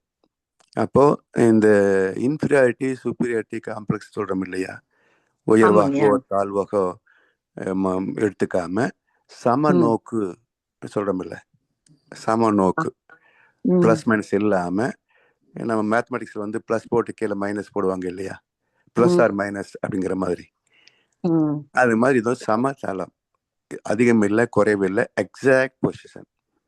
அப்ப துல்லிய சமதள சீர்மை, சீர் என்றால் இயக்க ஒழுங்கு. அப்ப இயக்க ஒழுங்கு நடத்தணும் இல்லையா, அது சீர்மை. அப்போ இது எங்க இருக்குன்னு சொன்னா ஸ்பெசிபிக் கிராவிட்டி என்பதுதான் துல்லிய சமதள சீர்மை இல்லைங்களா? அப்ப இந்த ஸ்பெசிபிக் கிராவிட்டின்றதுல 2 வார்த்தை. கிராவிட்டி அதுதான் முதல், அதாவது ஈர்ப்பு தன்மை, அழுத்தம் என்னும் உந்து ஆற்றல் ஒன்றை கொண்டே இல்லையா, செல்ஃப் கம்ப்ரசிவ் ஃபோர்ஸ், தன் இறுக்கம், இது கிராவிட்டி என்று சொல்லுவோம். அப்ப அந்த ஈர்ப்பு தன்மை, தன் இறுக்கம் என்பது ஒரு குறிப்பிட்ட பின்னப்பட்ட துகள், சுத்தவெளியில் இருக்கிறது தஞ்சிருக்கம், அதுக்கு எங்கேயுமே புள்ளிகள் கிடையாது, தஞ்சிருக்கம் மாத்திரமே. அந்த இறுக்கத்தினால் ஒரு இறைத்துகள் முதல் வெளிப்பாடு இல்லைங்களா? அப்ப அந்த இறைத்துகள் வருகின்ற போது அந்த துகளுடைய ஆற்றல் தான் சுழற்சியாக மாற்றம் மேன்மை பெறுகிறது இல்லையா? அப்போ அந்த பின்னப்பட்ட துகள் இருக்கு பாருங்க, அந்த கிராவிட்டியிலிருந்து பிறந்த ஒரு சிறு துகள், அதனால் ஸ்பெசிபிக் கிராவிட்டி. இது குறிப்பிட்ட ஒரு சிறு இயக்கத்தில் இருக்கின்ற கிராவிட்டி. தமிழ்ல எப்படிங்க சொல்றது? அத தமிழ்ல துல்லியமாக சமதள சீர்மை. எப்படின்னா, சீர்மை என்பது ஒரு தெய்வ நீதி, ஒரு சீரான இயக்கம், இயற்கை சட்டம். நம்ம கையில் இருக்காது. சீர் என்பது நம்ம கையில் இல்லை, அது தெய்வ நீதி. ஆச்சுங்களா? அப்ப சீர்மை என்பது மகான் சொல்லுவாங்க இல்லைங்க, தெய்வ ஒழுங்கமைப்பு இருக்க அப்படி சொல்லுவாங்க. அதேதான் அந்த ஒழுங்கமைப்பு என்பதுதான் சீர்மை. அப்ப சீர்மை என்பது தெய்வ நீதி, இது இயற்கை அல்லது இறைவன் நடத்துகின்றான் இல்லையா? அப்ப துல்லிய சமதள சீர்மை, அந்த மையமாக இருந்து கொண்டு அணுவுக்கு மையத்துல, நம்முடைய ஆத்மாவுக்கு மையத்துல, ஒரு கோளுக்கு மையத்துல ஆற்றலாக இருந்து கொண்டு அந்தந்த இயக்கத்தை நடத்தி கொண்டிருக்கின்றான். அதெல்லாம் துல்லிய சமதள சீர்மை. சரிங்களா? சரிங்க சரிங்க. ஸோ இது கொஞ்சம் புரிஞ்சது கஷ்டம்தான். ஏன்னா இந்த ஸ்பெசிபிக் கிராவிட்டி அப்படின்றது நம்ம ஸ்கூல்ல படிச்சிருந்தாலும் கூட இந்த அளவுக்கு எந்த வாதியும் நமக்கு விளக்கம் சொல்லலையே. சொல்லல, மகன் ரொம்ப சூப்பரா சொல்லியிருக்காங்க பாருங்க. ஸோ மகிழ்ச்சி வந்து நமக்கு எல்லாத்தையும் சாதாரண பாமரர்கள் கூட புரிந்து கொள்ளக்கூடிய வகையில சொல்லியிருக்கிறாங்க. கண்டிப்பாங்க. ஸோ அது எப்படி இருக்கும்னா, ஒரு கசகச மாதிரி, ஒரு விபூதி துகள் மாதிரி, அவ்வளவு சிறுசு அந்த ஸ்பெசிபிக் கிராவிட்டி சொல்லக்கூடிய இறை துகள் அப்படின்னு உதாரணம் சொல்லலாம். அது அந்த நேரத்தை தானே வரும். நம்ம சப்ஜெக்ட்ல ஆழ்ந்து போக போக கேள்வி வர போதே அந்த விளக்கம் தானாக வந்துடும். கண்டிப்பாங்க கண்டிப்பாங்க. அதுல என்னன்னா, இந்த நம்ம பேசக்கூடியதுல வந்து ஒண்ணு நமக்கு சப்ஜெக்ட் தெளிவா புரிஞ்சுக்கணும். அது வந்து அடிக்கடி நம்ம படிக்க சிந்திக்க அப்படியே வந்து சப்ஜெக்ட் நமக்குள்ள தெளிவாகிட்டே வரும். ரெண்டாவது வந்து சபையினுடைய ரிசெப்டிவிட்டி. ஒருத்தர் பேசுறாருன்னா பிடிக்குது பிடிக்கலன்னு அங்க ஆடியன்ஸ் கவனிச்சுட்டு இருப்பாங்கல்ல, அந்த ரிசெப்டிவிட்டி எப்படி இருக்கோ அது அந்த மாதிரி கருத்துக்கள் நல்லா வரும். மூன்றாவது என்ன அப்படின்னா, மூன்றாவது கிடையாது, முதலாவது என்னன்னா சரண்டர். என்ன சரண்டர் அப்படின்னா, பைபிள்ல ஒரு வசனம் உண்டு. இந்த இயேசு பிரான் வந்து சீடர்கள் எல்லாம் நீங்க ஊர் ஊரா போய் இந்த கருத்துக்கள் எல்லாம் பரப்புங்க அப்படின்னு சொல்லுவார். அப்போ அவங்க கேட்பாங்க, நாங்க எப்படி பேசுறது, என்னத்தை பேசுறது, நீங்க சொல்றதே எங்களுக்கு புரியாம இருக்கு, நாங்க போய் இன்னொருத்துக்கு எப்படி சொல்ல முடியும் அப்படின்ற போது இயேசு சொல்லுவாரு, என்னத்தை பேசுவோம் எப்படி பேசுவோம் என்று விசனப்படாதீர்கள், நீங்கள் பேச வேண்டியது அப்பொழுது அங்கே உங்களுக்கு அருளப்படும், பேசுவது நீங்கள் அல்ல, உங்கள் பிதா உங்களிலிருந்து பேசுவார். இது வந்து ஒவ்வொரு ஆசிரியரும் மனசுல வச்சுக்க வேண்டிய கருத்து. அது குறிப்பா நம்ம வந்து வகுப்பு நடத்துற போது என்னதான் நம்ம படிச்சிருந்தாலும் அறிவு இருந்தாலும் அந்த இடத்துல சபைக்கு தகுந்த மாதிரி கருத்துக்கள், அந்த கருத்தை எப்படி விளக்கம் சொன்னா அவங்க புரிஞ்சுக்குவாங்க, இதுல நம்ம கையில கிடையாது. ஸோ அப்ப அந்த சரண்டர் இருந்தா தான், பேசிக்கலி குரு சரணம் ஆனா தான் அந்த தத்துவமே சிறப்பாக வெளியே வரும். மற்றவங்களுக்கு என்ன தேவையோ அது வரும். எந்த கோணத்துல சொன்னா அவங்க புரிஞ்சுக்குவாங்களோ அப்படி மாறி போகும். ஒரே கருத்து பல பல கோணங்கள்ல வரும். ஆமாங்க. நான் இப்ப ஒரு சப்ஜெக்ட் மனம்னு குடுக்குறாங்க. எனக்கு 1 ஹவர் கிளாஸ்ன்னு குடுத்தாங்கன்னா, நான் ஓரளவுக்கு மனம் சப்ஜெக்ட பாத்துட்டு நான் போய் கிளாஸ் எடுக்க போனா, கிளாஸ் முடிஞ்ச உடனே ஏதாவது உங்களுக்கு டவுட் இருந்துச்சுன்னா கேளுங்கப்பா, உங்களுக்கு வந்து ஃபீட்பேக் குடுங்க அப்படின்னு நான் கேட்டா, வந்து வரிசையில் நிப்பாங்க 4, 5 பேரு. அப்ப சொல்லுவாங்க கண்ணுல கண்ணீரோட கூட, அம்மா என்னுடைய நெறைய எனக்கு கொஸ்டின்ஸ் இருந்துச்சு, எல்லாமே நீங்க எனக்கு ஆன்சர் பண்ணிட்டீங்க அப்படிம்பாங்க. நானே நினைப்பேன், என்னடா சப்ஜெக்ட் தாண்டி நம்ம ஏதோ ஒரு கவியை சொல்லி ஏதோ ஒரு சித்தரோட பாடல சொல்லி நம்ம இது ஒரு 10 நிமிஷம் டைம் வேஸ்ட் பண்ணிட்டோமா, நம்ம சப்ஜெக்ட் பூரமா முடிக்கலையோ அப்படின்னு ஒரு ஆதங்கம் எனக்குள்ள இருந்தால் கூட, அந்த அவங்க மெம்பர் சொல்லும் போது நினைப்பேன், இறைவனுக்கு குருவுக்கு நன்றி சொல்வேன், அவங்களுக்கு தேவையானதை நீங்க என் மூலமா கொடுத்துருக்கீங்க, மிக்க நன்றி இறைவா, குருவே நன்றி அப்படின்னு சொல்லி, இறைவன் தான் குருவாக நமக்குள்ளாக வந்திருக்கிறாங்க அப்படிங்கறத நான் பூரணமா உணர்ந்துருக்கேங்கய்யா. அவங்களுக்கு அதாங்க அதான் ரொம்ப அற்புதமா இருந்ததுங்க எனக்கு. இந்த சிகாகோல ஐயாவோட எனக்கு இந்த தொடர்புல எனக்கு ரொம்ப மகிழ்ச்சியான விஷயங்கய்யா. எனக்கு வேற எதுவுமே வேணாங்க, எனக்கு இதே போதுங்கய்யா. இது உங்கள்கிட்ட இந்த கேட்கிற சந்தர்ப்பத்தை சூழ்நிலை இறைவன் கொடுத்திருக்கிறாரு. சாமி வந்து நமக்கு எல்லாம் கொடுத்து இன்னும் வேற என்ன வேண்டும் இப்பேறு பெற்ற பின்னர் எடுத்த மனித பிறப்பு எய்தே முழுமை.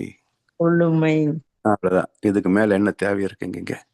உடம்பு சிலிர்க்குதுங்கய்யா, எனக்கு உடம்பு சிலிர்க்குதுங்கய்யா. கொஸ்டின் நீங்க சொல்ல சொல்ல ரொம்ப அற்புதமா இருக்குதுங்கய்யா. ரெண்டாவது இன்னொன்னு உங்கள்ட்ட கேட்கன்னு நினைச்சேங்க. இப்பெல்லாம் நம்ம எப்படினாலும் கோவிலுக்கு நம்மளை கூட்டிட்டு போறாங்க, பெரியவங்க வீட்டுல இருக்கவங்க, வாங்க போலாம் இன்னைக்கு சரி. அது இதுன்னு தான் சொல்றாங்க. அப்ப அங்க போய் நம்ம அந்த கண்களை மூடி நம்ம ஒரு ஓரத்துல நம்ம எப்பா அப்பா அம்மாவால ரொம்ப நடக்க முடியாது, நான் ஒரு ஓரமா உட்காந்துருக்கேன், நீங்க கும்பிட்டு வாங்க அப்படின்னு சொல்லிட்டு கூட சாமி ஜஸ்ட் பார்த்துட்டு வந்து நான் உட்காந்துட்டா கூட கண்களை மூடி நான் பண்ணும்போது அந்த வைப்ரேஷனை நல்லா உணர்றேங்க. அப்ப ஏன் பாதத்துல இருந்து ஏதோ சில்லுன்னு என் உச்சி வரைக்கும் ஏதோ ஏறுற மாதிரி ஏதோ ஒரு டக்குன்னு என்னறியாம கண்ணை முழிக்கிறேங்க. அது ஏன் அந்த மாதிரி ஒரு சிலிர்ப்பு வருது, ஏன் அந்த மாதிரி ஒரு ஷாக் அடிச்ச மாதிரி தன்மை வருது எனக்கு தெரியலங்கய்யா. அதாவது நம்ம தவத்துல போக்கஸ் பண்றோம் இல்லைங்களா, மையம். ஆமாங்கய்யா. அப்ப என்ன ஆகும், உடலில் இருக்கக்கூடிய எனர்ஜி வந்து மையம் நோக்கி அந்தந்த உயிர் மையங்களை நோக்கி நகரும். ஓ. அதே போல நீங்க வந்து தவம் செய்தவங்க கோயிலுக்கு போறதுல மற்றவங்களுக்கு கிடைக்காத ஒரு பெரிய பெனிஃபிட் இருக்குங்க. ஏன்னா நம்ம சாமி சொல்லக்கூடிய டெம்பிள்ஸ் ஆர் எனர்ஜி பேங்க்ஸ். கோவில் எல்லாமே ஆற்றல் களம். ஆனா அந்த ஆற்றல் எப்படி இருக்கும், கையில அள்ள முடியுமா? பெரும்பான்மையா இருக்குங்க. அங்க நிறைய ஆற்றல் களம் இல்லையா, அங்க களம் இல்லையா? அப்போ ஆமா, காந்த களம். மனம் ஒடுங்கி தவநிலைக்கு போற போது அந்த கோவிலுக்குரிய ஆற்றல் நம்ம இடத்துல ரிசீவ் ஆகும். அந்த ரிசீவ் ஆகும்போது இது மாதிரியான உணர்ச்சிகள் வரலாம். சரிங்களா? இது வந்து சாதாரண பக்தர்களுக்கு கிடைக்காது. கண்டிப்பாங்க, அதனால அது ஏன் நம்ம வந்து தவம் செய்வோம் கோயிலுக்கு போகணும்னு சொல்றேன்னா, இந்த எனர்ஜி நமக்கு வந்து சப்போர்ட்டிவா இருக்கும். ஆனா கோயிலுக்கு போக கூடாதுன்னு மகர்ஷி எங்கேயுமே சொல்லவே இல்லை. என்ன வியாபாரத்தெல்லாம் வேண்டாம். அங்க போறது, ஸ்பெஷல் டிக்கெட் வாங்குறது, அர்ச்சனை பண்றது, அதை பண்றது, இதை பண்றது, இந்த வியாபாரத்தெல்லாம் வேண்டாம். பேசாம போங்க, அமைதியே. கோவில் வாசப்படியிலிருந்து கர்ப்பகிரகம் வரைக்கும் ஒரே ஆற்றல் தான். எங்கேயும் குறை நிறைய எல்லாம் கிடையாதுங்க. ஏதோ அங்க கர்ப்பகிரகத்துல தான் இருக்கு. அதை அடைக்க முடியுமா? காற்றுக்கு என்ன வேலி, கடலுக்கு என்ன மூடி போட முடியாது இல்லையா? அப்ப கர்ப்பகிரகத்துக்குரிய ஆற்றலை எப்படி நீங்க மூடி போடுவீங்க? மூட முடியாது. அப்போ கோயில் வாசப்படியிலிருந்து கர்ப்பகிரகம் வரைக்கும் ஆற்றல் களம் மையம் கொண்டிருக்கும். இப்படி வந்து இந்த புயல் வருகின்ற போது காற்றழுத்த மண்டலம் மையம் கொண்டிருக்குன்னு சொல்றாங்களோ, அது போல கோவிலில் ஒரு ஆற்றல் களம் மையம் கொண்டிருக்கும். ஸோ அது அங்க போனதான் கிடைக்கும். சரி, இன்னும் ஏதாவது உயர்ந்து போயிட்டு வச்சுக்கோங்க, இருக்கிற இடத்துல இருந்து பிரபஞ்ச ஆற்றலே வாங்க முடியும். அப்போ இது நமக்கு தேவையில்லை என்ற நிலை வருகின்ற போது கூட, இது தேவையில்லை என்ற ஒரு நிலை வருகின்ற போது கூட மத்தவங்க கூப்பிடுறாங்கன்னா அவங்களுக்காக போயிட்டு வரலாம். என்ன பாவம் செய்வா கூப்பிடுறாங்க, இல்ல டாஸ்மாக் போக கூப்பிடுறாங்களா? நல்ல செய்தான் கூப்பிடுறாங்க. அப்புறம் அது என்ன போய் நான் வந்து மனோட கலைஞான கோயில்களை வரமாட்டேன். இது ஒரு ஆணவம். இது ஒரு ஆணவம், தன்னை வெளிப்படுத்திக்கிறதுக்காக இது ஒரு ஆணவம். நாங்க கோயிலுக்குள்ள வர மாட்டோம், நாங்க வந்து ஞான மார்க்கி. இதெல்லாம் அரபே கட்டுத்தனம். அதாவது நான் ஆசிரியராக இருந்த பொறுப்பாசர் இருந்த போது நிறைய அன்பு சொல்லுவாங்க, இது மாதிரி நான் வந்து முதல்ல கோயிலுக்கு போயிட்டு போறதில்லை அப்படின்னு. அப்படியா, ரொம்ப சந்தோஷம்ப்பா. சரி, சாமி சொன்னாங்க கோயிலுக்கு போன அவசியம் இல்லைன்னாங்க, நீங்க ஓகேன்னு கோயிலுக்கு போறதை விட்டுட்டீங்க, சந்தோஷம்தான். அதுக்கு முன்னாடி என்ன மாறுதல்னு ஒரு பாடம் கொடுத்துருக்காங்க இல்லையா? கெட்டனுமே வரக்கூடாதுன்னு. உங்க வீட்டுக்கு கெட்ட நன்மை வரது இல்லையா அப்படின்னா சைலன்ஸ் ஆயிருவாங்க. அப்புறம் ஆசை சிரமத்தில் கொடுத்துருக்குறாங்களே, உங்களுக்கு ஆசையே இல்லையா? கோபம் கவலை இல்லையா? அப்ப இதெல்லாம் வச்சுக்கிட்டீங்க, முதல்ல கோயில் போற மட்டும் விட்டுட்டீங்க. இது பக்குவம் எடுத்துக்கலாம், இல்ல சோம்பேறித்தனம் எடுத்துக்கிறதா, இல்ல ஆணவம் எடுத்துக்கிறதா? ஸோ முதல்ல வரிசையா போகலாம். சாமிஜி எங்கே வந்து அவசியம் இல்லைன்னு சொன்னாங்க? பிரம்மஞானத்துல சொன்னாங்க. போக வேண்டாம்னு சொல்லல, அவசியம் இல்லைன்னாங்க. அது இங்கே பிரம்மஞானத்துல. நாம இன்னும் எல்கேஜி முதல் படிக்க உட்காந்துருக்கிறோம். என்ன மாறுதலே சக்சஸ் ஆக முடியல. அப்பப்ப கெட்டணங்கள் வருது. ஆசை, கோபம், கவலை எது விட்டு போச்சு? கேட்டா சூழ்நிலை காரணம் சொல்லுவாங்க. நான் நல்லாதான் சொல்றேன். என்னதான் இருந்தாலும் அளவு எண்ணிக்கை குறைந்திருக்கே தவிர முற்றிலும் போகல. முடியல, பூரணமாக குறையல. அப்புறம் இதெல்லாம் வச்சுக்கிறோம், அதை மட்டும் விட்டுறோம் சொன்ன இது எப்படி? இது எந்த தர்மத்துல நியாயத்துல சேர்க்கறதுங்க இதை? ஸோ நீங்க தத்துவத்தை தெளிவா புரிஞ்சுக்கிட்டோம் சொன்னாக்க எங்கேயுமே முரண்படாதுங்க, எங்கேயுமே முரண்பாடு இருக்காது. ரெண்டாவதுங்க, நம்ம போயிட்டு சாமி கும்பிட்டு வெளியே வர்றப்ப பேத்தி என்கிட்ட கேக்குது, அம்மாம்மா நான் பரீட்சை எழுத போறேனே, எனக்காக நீங்க வேண்டிக்கிட்டீங்களா? நான் நல்லா எழுதணும், ஈஸியா இருக்கணும்னு வேண்டிக்கிட்டீங்களா அப்படின்னு 10th படிக்கிற பொண்ணு கேட்டுச்சு இந்த பரீட்சைக்கு முன்னாடி. ஆனா நான் போனேங்க, எதுவுமே நான் வேண்டவே இல்லை. ஏன்னு அதுதான் எனக்கு உண்மை. தெரியல. அது எதையும் எனக்கு ஏன்னு வேண்டக்கூடாது. தெரியல. ஆனா நான் அதாவது பொய் சொல்லிட்டேங்கய்யா. என்ன சொன்னேன்னா, ஆமா பப்பு, நீ நல்லா ஆமா படிக்கணும்னு நான் இறைவன்ட்ட வேண்டிட்டேன் பப்பு. நாளைக்கு ஆமா உனக்கு கொஸ்டின் ஈஸியா இருக்கும், நீ நல்லா எழுதிருவடா அப்படின்னு சொல்லிட்டேன். அப்புறம் ஏன் நம்ம இப்படி மாறுபாடா சொல்றோம் குழந்தைகிட்ட? மாறுபாடு கிடையாது. பொய்மையும் வாய்மையிடத்த புரை தேர்ந்த நன்மை பயக்குமே. ஓகேயா ஓகேயா. ஆச்சா. ரெண்டாவது, உண்மையான பிரார்த்தனை என்பது கேட்பது அல்ல, நன்றி செலுத்துவதுதான். கண்டிப்பாங்க. இப்போ இறைவன்கிட்ட போய் எனக்கு இது கொடுன்னு கேட்டா அவன் பக்தனும் அல்ல, ஞானியும் அல்ல, அவன் பிச்சைக்காரன். அவன் வெளியே பிச்சை எடுக்கிறான் காசு கொடையான்ட்டு, நாம உள்ள பிச்சை எடுக்கிறோம். ரெண்டு ஒண்ணே தானே. அதனால என்னை இறைவனத்திலே படைச்சவர் அவரு, எனக்கு என்ன வேணும்னு அவங்களுக்கு தெரியும் இல்லைங்க, அதனால அவரே அதேதான் கொடுத்துருவாங்கல்ல. அதேதான். சோ இறை வணக்கம் என்பது வணங்குவதற்காக மட்டுமே, கேட்பதற்காக அல்ல. நமக்கு இந்த வாழ்நாள் முழுவதும் ஒவ்வொரு விஷயத்துக்கும், இந்த காற்றுக்காகட்டும், பஞ்சபூதங்களுக்காகட்டும், இந்த உணவுக்காகட்டும், நீருக்காகட்டும், எல்லாத்துக்கும் தங்கக்கூடிய இடம், எல்லாத்துக்கும் நம்ம நன்றி சொல்றதுக்கே இந்த ஜென்மம் பத்தாதுங்கய்யா இறைநிலைக்கு நன்றி சொல்றதுக்கு. இந்த நன்றி உணர்வோடயே நம்ம இருந்துட்டோம்னா போதும். என்னங்கய்யா, இப்ப கண்டக்டர்கிட்ட போய் நான் டிக்கெட் கேக்குறேன், அவரு ஐயா வந்து பக்கத்துல வந்து எங்கம்மா போகணும்னு, அந்த மாதிரி கோயம்புத்தூர் போகணும் அப்படின்னு சொல்லேன்னு வைங்க, ஐயா சில்லறை கொடுக்குறாங்க, வாழ்வளம்டனுங்க ஐயா அப்படின்னு சொல்லிட்டு நான் வாங்கிக்கிட்டேன். அப்ப நான் வந்து அவங்க பக்கத்துல சொல்றாங்க, என்னமோ வாழ்வளம்னு சொன்னீங்க, அவர் ஒண்ணும் சொல்ல மாட்டேங்கிறாருன்னு. அதை நம்ம எதிர்பார்க்க கூடாது இல்லைங்கய்யா. நமக்கு அவர் ஒரு உதவி செய்யறாங்க, வாழ்வளம். அது இறங்கும் போது ஐயா ரொம்ப நன்றிங்க, வாழ்வளம்டன்னு சொல்லிட்டு கீழே இறங்கி வந்துருவேன், என்னுடைய ஸ்டாப் வந்த உடனே. சோ அவர் உங்களுக்கு பதில் சொல்லலே தவிர அவருடைய மனசு உங்களுக்கு நன்றி சொல்லியிருக்கும். ஆமாங்க. ஒரு மகிழ்ச்சி அவர் மனசுல ஏற்பட்டு இருக்கும். இது வெளியே வார்த்தையிலயோ முகபாவனையில வராது. முகபாவனை கூட கொஞ்சம் வரலாம், வார்த்தையில வருவதற்கு அவருக்கு என்ன சொல்ல முடியும்? நாம திருப்பி சொல்லுவோம், அவர் திருப்பி சொல்ல தெரியாது இல்லையா? தெரியாது இல்ல. ஆனா அந்த உணர்வு இருக்கு இல்ல. ஆமாங்க. அந்த உணர்வு வந்து சந்தோஷப்படுவாங்க. ஆமாங்க.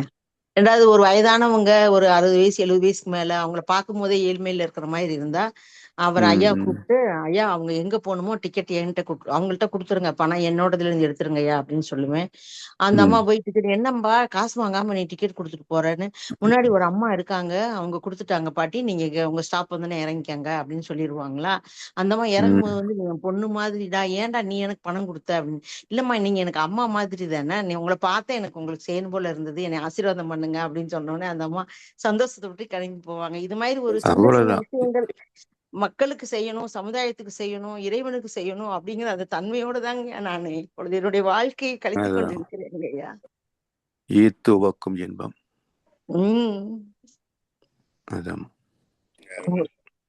வாழ்க்கை வளமுடன்ங்கய்யா. ரொம்ப நன்றிங்கய்யா. வாழ்த்துக்கள்ங்கய்யா. வாழ்க்கை வளமுடன். வாழ்க வளமுடன். நன்றிங்கம்மா. சேஷாச்சலம் ஐயா தொடருங்க.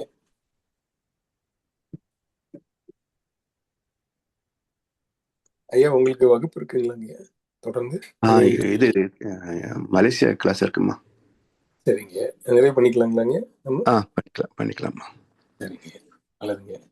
இதுகாரும் ஐயம் தெளிதல் நிகழ்ச்சி மிகச்சிறந்த முறையில் வழிகாட்டுதல்கள் வழங்கிய நம் ஞானாசிரியர் மூத்த பேராசிரியர் அருள்நிதி பழனிசாமி வேலுச்சாமி ஐயா அவர்களை வாழ்த்துவோம். அருட்பேராற்றல் கருணையினால் அருள்நிதி பழனிசாமி வேலுச்சாமி ஐயா அவர்களும் அவரது அன்பு குடும்பத்தினரும் உடல் நலம், நீலாயு, நிறை செல்வம், உயர்ப்புகழ், மெய்ஞானம் ஓங்கி வாழ்க வளமுடன். ஐயா அவர்களின் அருட்தொண்டு, ஆன்மீக தொண்டு வாழ்க வளமுடன், வாழ்க வளமுடன், வாழ்க வளமுடன். நன்றிங்க ஐயா. நிகழ்வு நிறைவாக வேதாத்திரிய பாடல் பாட நன்றிங்க. வேதாத்திரிய பாடல் பாட அருள்நிதி சாந்தி சுந்தரம் அம்மா அவர்களையும், பிரம்மஞான கவி பாட அருள்நிதி சேஷாச்சலம் ஐயா அவர்களையும், உலக நல வாழ்த்து பாட அருள்நிதி ராதா ரவிச்சந்திரன் அம்மா அவர்களையும் அன்புடன் அழைத்தனர். வாழ்க வையகம், வாழ்க வையகம், வாழ்க வளமுடன். வேதாத்திரிய பாடல். போரில்லா நல்லுலகம், பொருள் துறையில் சமநீதி, நேர்மையான நீதிமுறை, நிலவுலவுக்கோர் ஆட்சி, சீர் செய்த பண்பாடு, சிந்தனையோர் வழிவாழ்வு, சிறப்புணர்ந்த பெண்மதிப்பு, தெய்வ நீதி வழிவாழ்தல், தேர் திருவிழா தவிர்த்தல், சிறுவர்கட்கே விளையாட்டு, செயல் விளைவு உணர்கல்வி, சீர்காந்த நிலை விளக்கம், பார் முழுதும் உணவு நீர் பொதுவாக்கல், பல மதங்கள் பல கடவுள் பழக்கம் ஒழித்து உண்மை ஒன்றை தேர்ந்திடுதல். வாழ்க வையகம், வாழ்க வளமுடன். நன்றிகள் ஐயா. வாழ்க வையகம், வாழ்க வையகம், வாழ்க வளமுடன்.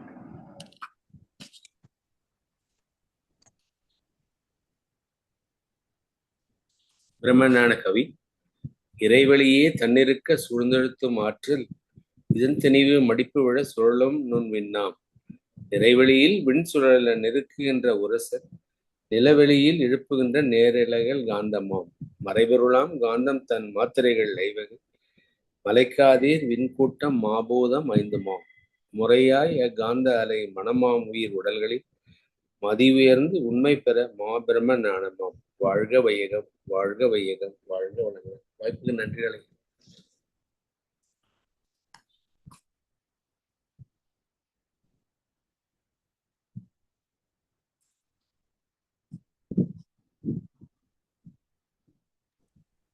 வாழ்க வளமுடன்.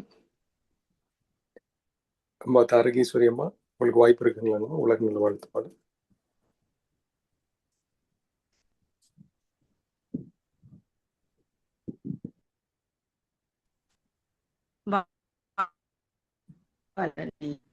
உலக நல வாழ்த்து. உலகமெல்லாம் பருவமழை ஒத்தபடி பெய்யட்டும், உழவரெல்லாம் தானியத்தை உவப்புடனே பெருக்கட்டும், பல தொழில்கள் புரிகின்ற பாட்டாளி உயரட்டும், பகுத்துணர்வில் தொகுத்துணர்வு பண்பாட்டை உயர்த்தட்டும், கலகங்கள் போட்டி பகை கடந்து ஆட்சி நடக்கட்டும், கல்லாமை கடன் வறுமை கலங்கங்கள் மறையட்டும், நலவாழ்வை அளிக்கும் மெய்ஞான ஒளி வீசட்டும், நம் கடமை அறவாழ்வின் நாட்டத்தே சிறக்கட்டும், நம் கடமை அறவாழ்வின் நாட்டத்தே சிறக்கட்டும், நம் கடமை அறவாழ்வின் நாட்டத்தே சிறக்கட்டும். வாழ்க வையகம், வாழ்க வையகம், வாழ்க. நன்றி ஐயா. வாழ்க வளமுடன். வாழ்க வளமுடன். இன்றைய தவத்தில் கலந்து கொண்ட நண்பர்கள், தவத்தை வழிநடத்தியோர், நச்சிந்தனை வழங்கியோர், பாடல்கள் பாடியோர் அனைவரும் வாழ்க வளமுடன். அவர்களின் நண்பு குடும்பம், அவர்களின் உடல் நலம், மனவளம், பொருள் வளம், அருள் கொண்டு ஆன்மீக தொண்டு வாழ்க வளமுடன், வாழ்க வளமுடன், வாழ்க வளமுடன். இத்துடன் இன்றைய காகிதம் நிகழ்வு மகிழ்வோடும் நிகழ்வோடும் இதே நிறைவு பெறுகிறது. இறையர்களும் குருவர்களும் நம் அனைவரையும் எப்பொழுதும் சூழ்ந்திருந்து நம்ம இந்த இறைநிலை உணர் பயணத்திலே சிறந்த முறையிலே வழிநடத்தட்டும் என அனைவரையும் வாழ்த்தி வணங்கி நன்றி கூறி அமைகிறோம். வாழ்க வையகம், வாழ்க வையகம், வாழ்க வளமுடன்.